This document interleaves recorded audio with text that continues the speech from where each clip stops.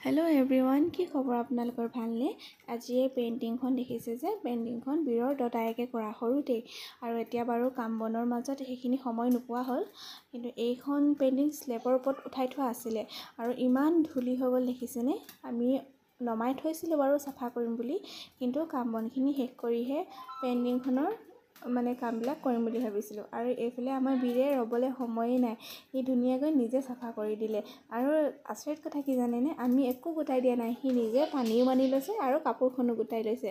আজিকালি ল'ৰা ছোৱালীবিলাক যে ক'বলৈহে ন, আমি একো শিকাবই নালাগে, তেহেঁতি চব নিজে নিজে পাৰে।